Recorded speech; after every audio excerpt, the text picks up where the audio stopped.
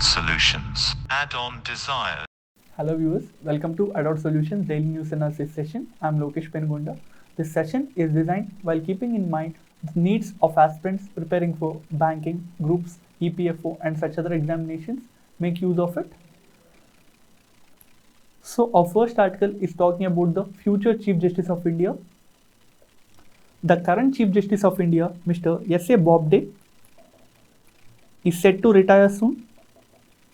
He is the 47th Chief Justice of Independent India and he has recommended to the government to appoint Mr. N.V. Ramana, the senior most judge of the Supreme Court, as the next Chief Justice of India. So traditionally, the outgoing Chief Justice of India recommends his successor to the government, but this recommendation is not binding. Though this recommendation is generally taken up by the government, this is not binding, and we have two instances where the recommendation of the outgoing Chief Justice of India has not been taken, in the year 1973 and also in the year 1977, where Ms. Indira Gandhi was the Prime Minister of India. She did not accept the recommendations of the outgoing Chief Justice of India regarding the appointment of his successor. And now we'll see the background of the Supreme Court. First Chief Justice of India is Mr. H.J. Kania. Supreme Court's predecessor is Federal Court of India. Federal Court of India was established under the Government of India Act 1935. This Federal Court had jurisdiction to solve disputes between the provinces and the federal states, and it also has jurisdiction to hear the appeals against the judgments of various high courts. So the Federal Court, which was established under the 1935 Act, used to solve disputes between states and the provinces, and also it can hear the appeal cases from judgments of various high courts. So this is the predecessor of the Supreme Court, and after the completion of the Constitution of India, after it was adopted and after it was taken up officially on 26 January 1950, the Supreme Court of India was set up. So when was the Supreme Court of India was set up? It was set up after 2 days of the Republic Day, that is on 28 January 1950, the Supreme Court of India was established, and till now 47 Chief Justice of India has served the Supreme Court as Chief Justices. So now we'll see the background of the appointment of Chief Justices and other Supreme Court judges. So Article 124 bracket 2 of the Indian Constitution provides that the judges of the Supreme Court are appointed by the President only after the consultation with such number of judges of the Supreme Court and of the High Court in the states as the President may deem necessary. In crux, this article is talking that the Supreme Court judges are appointed by the President after the President consulted with the number of judges of High Court and the Supreme Court he deemed necessary. But what happened was, as this word consultation was not binding, many cases have been filed in the Supreme Court to know the real meaning of the consultation word, and Supreme Court in the third judge's case, that is in the year 1998, has said that Chief Justice of India should consult a collegium of 4 senior most judges of the Supreme Court. That is, whenever there is a need to appoint judges of the Supreme Court, then Supreme Court's Chief Justice of India along with 4 other senior most judges of the Supreme Court, so all these 5 individuals should take a decision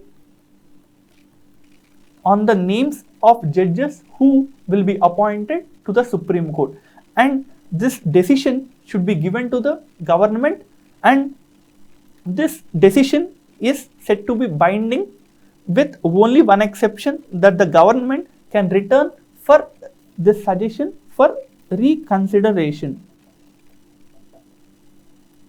And also the Supreme Court in this landmark third judge's case has said that if any of the 4 judges of this collegium of this, that is, if any of the 2 judges who are present in this collegium system, if they advise against the appointment of a particular person as a judge of Supreme Court, then this collegium should not recommend this name to the government. So this is the landmark third judge's case judgment of the Supreme Court. And now we'll see the retirement age of the judges of Supreme Court and the High Court. In the Constitution of India, it was provided that the Supreme Court judges will retire at the age of 65 and the High Court judges will retire at 60. But after the 15th Constitutional Amendment Act, the Constitution was amended and the retirement age of the High Court judges are increased to 62. So now the retirement age for Supreme Court judges is 65. The retirement age for High Court judges is 62. Also, you should note that the expense of the salaries and allowances of High Court judges are charged upon by the consolidated fund of the state. That is, let's say there is a High Court in the state of Andhra Pradesh. So if the High Court has 5 judges, then the salaries and allowances of these 5 High Court judges will have to be paid from the consolidated fund of Andhra Pradesh. But after they retire, the pension amount of these judges will be charged from consolidated fund of India, because these judges might, after a few years working in the Andhra Pradesh High Court, may work in some other High Court, or they might work in some Supreme Court or in other tribunals. So only when they are working as High Court judges, their allowances and salaries will be deducted from the consolidated fund of that particular state, whereas after they retire, the amounts for the pension and other allowances will be deducted from the consolidated fund of India as a whole. And next we have an article talking about the double mutant virus found in India. So first, what is mutation? Mutation is the alteration of the genes of the virus in this particular condition. Earlier, we have seen 3 global viruses having mutated, that is 3 global variants of concern of the COVID-19, and this double mutant will be the first of its kind, because earlier 3 viruses mutations have been only in one case, and here you see double mutation. So now we'll see various mutations that happened world over and how we are able to discover the mutation in India. World over, we have seen 3 viruses of concern. First is UK variant of COVID-19, second is South African variant, and the third is the Brazilian variant. And now we have found a double mutant virus in India. It was found through INSACOG. So what is INSACOG? INSACOG stands for Indian SARS-CoV-2 Genome Consortium. So what is this INSACOG, or the Indian SARS-CoV-2 Genomic Consortium does? So it was set up to monitor the genomic variation in the SARS-CoV-19. So to monitor the alterations, to monitor the potential alterations of the COVID-19 virus, this was set up by the government of India. So this was a consortium, that is, this is a group of 10 labs, and its main aim is to monitor the genomic variations in COVID-19, and also this data can be used to develop the potential vaccines for these viruses. So we have 2 objectives for establishing the INSACOG, and now we have a double variant. So this double variant will have mutations of this and this. So these 2 are changes in the virus DNA. You don't have to mug the names, you just have to remember that only in India we have found a double mutant virus. Next we have an article talking about Azadi Ka Amrit Mahotsav. So what is this Azadi Ka Amrit Mahotsav? This is a series of events that have been organized by the government of India to commemorate the 75th anniversary of India's independence. As we got independence on 15th August 1947, India would be 75 years old as an independent country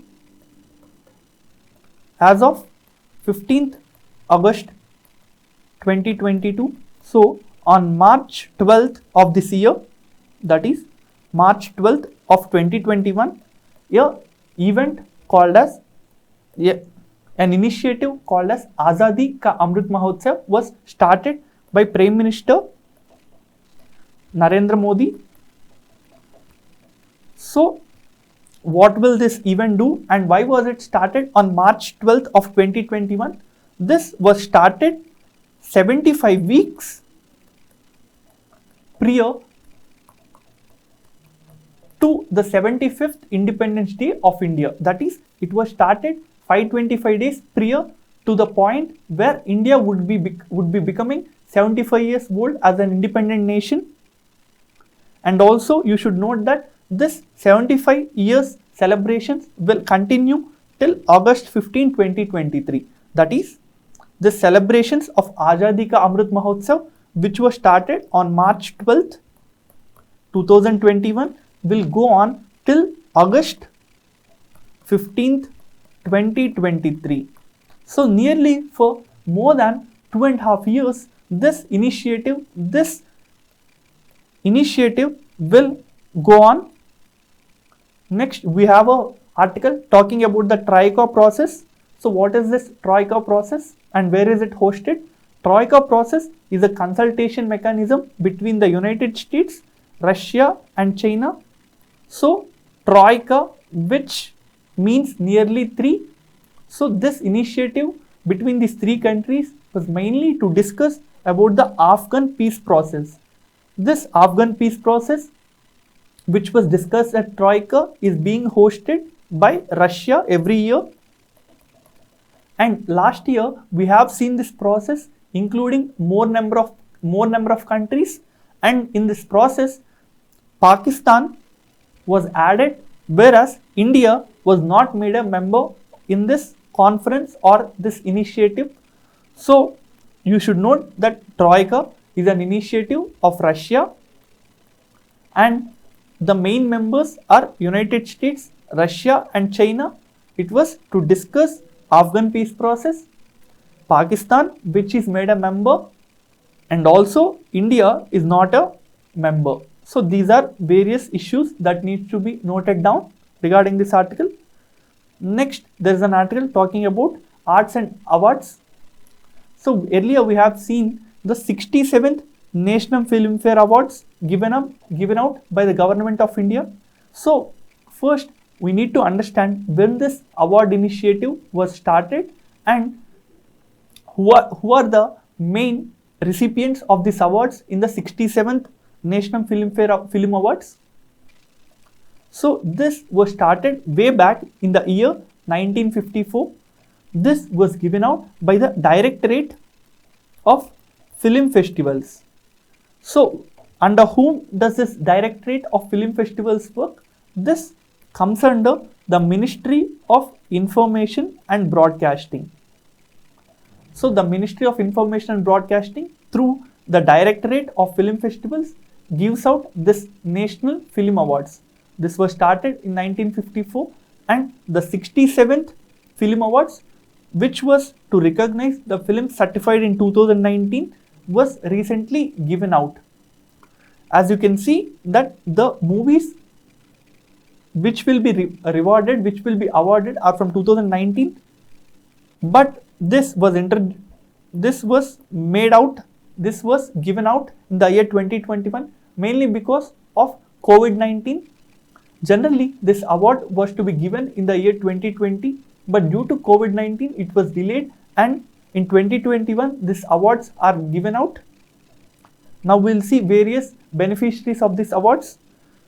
So in the category of best feature film, the Malayalam movie Marakkar, Lion of Arabian Sea has been selected in the category of best actor which is shared between two people, Manoj Bajpayee for the movie Bonsle and Dhanush for movie Asuran has been selected. Next, for the category of best actress, Miss Kangana Ranaut for her films Panga and Manikarnika has been selected. Next, for the category of most film friendly state, the state of Sikkim has been selected. So these are the main recipients of these awards. Next, we have an article talking about the coal. A few things you should note regarding this article is Karmi Chail Coal Project. So where is this Karmi Chail Coal Project? This project is located in Australia.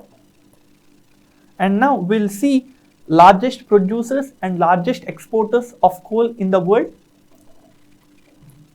China is the largest coal producer in the world. India is the second largest coal producer and USA is the third largest coal producer, whereas the largest coal exporting countries are Australia, Indonesia and Russia.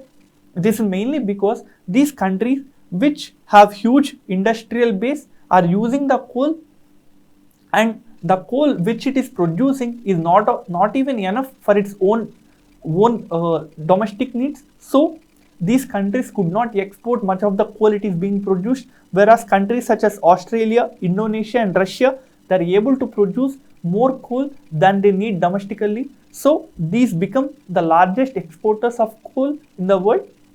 So make a note of largest coal producers and also largest coal exporters. Next, we have an article which is talking about tulip garden in the Union Territory of Jammu and Kashmir. So what is the importance of this tulip garden? This garden is considered as Asia's largest tulip garden. This is also called as Indira Gandhi Memorial Tulip Garden. So the significance is Asia's largest tulip garden. Where is it located? It is located in the Union Territory of Jammu and Kashmir, and it is located on the foothills of Jabarwan Hill Range. So these are various items that needs to be noted down. First, it is in Kashmir. It is located in the Jabarwan Hills Range and it is the Asia's largest tulip garden. Next, we have an article talking about a ship blocking the Suez Canal. So first we need to understand where Suez Canal is. Suez Canal is in Egypt. Here you can see that. And what is the Suez Canal and when was it constructed? Suez Canal is an artificial sea level waterway in Egypt. It connects the Gulf of Suez and the Mediterranean Sea. As you can see in this image, the Suez Canal connects these two seas through the Isthmus of Suez. So first, what is Isthmus? Isthmus lies between two bodies of water. As you can see here, there is water on both sides and it connects two larger land masses. As you can see, it connects the West Asia with Africa. So there is a small land body which is dividing two water bodies. It connects two larger land masses, and here the Suez Canal was constructed. An artificial sea level waterway was constructed and it was opened in the year 1869. Why is it important? It is important because this canal is being used by ships to transport goods from Asia to Europe. As you can see here, if you want to send a ship with goods from Mumbai to London through the Suez Canal, it would only take 11,700 kilometers. But if you're not using the Suez route, then the goods have to be sent the goods have to travel nearly 9,800 kilometers, that is nearly 8,000 kilometers more. So there is an importance for this canal as it reduces the time period for transporting of goods from one place to other place in this region. Also, apart from reducing the time taken, it would also reduce the amount of fuel that would be cost. So it reduces the time and the money for the ships. So now for the ships. And next we have an article talking about Chandrayaan 3. Before talking about Chandrayaan 3, we need to revisit Chandrayaan 1 and Chandrayaan 2. So first, we'll see Chandrayaan 1. Chandrayaan 1 mission was launched on 2008. It was launched abroad on the PSLV XL rocket. So what is the significance of the Chandrayaan 1 mission? Apart from discovering the water on the moon, it was able to perform other tasks such as mapping and atmospheric profiling of the moon. So the main significance of this mission is that it discovered the existence of water on the moon, and also it is able to map and profile the atmosphere of the moon. So Chandrayaan 1 mission abroad, a PSLV XL rocket, it took place in 2008. Now we'll see Chandrayaan 2 mission. Chandrayaan 2 mission was launched recently in 2019. It was abroad the GSLV Mark III rocket. So what is the significance of this mission? The significance lies in the spacecraft which was successfully put into the lunar orbit, and also the orbiter which was sent along with this mission will be operational, collecting scientific data for nearly 7.5 years. So both the Chandrayaan missions which were sent by the India have seen related successes, and now the Minister of State for PMO has stated that the lunar mission for Chandrayaan 3 will be launched in 2022. And also there is make a small note that the second spaceport will be coming up in Tamil Nadu in the district of Thoothukudi. So what is the spaceport? Currently, satellites which are launched by the ISRO are being launched from a launch center of Sriharikota. So where is the Sriharikota launch center? It is in Andhra Pradesh. As to increase the number of satellite launches, there is a need for a second spaceport, and this second spaceport is being constructed in the state of Tamil Nadu. So first we have a spaceport in Andhra Pradesh, and now there is a spaceport coming up in Tamil Nadu. So with this, we come to the end of this session. Show us your support by subscribing to our channel and also liking our videos. Thank you. Add-on Solutions. Add-on Desires.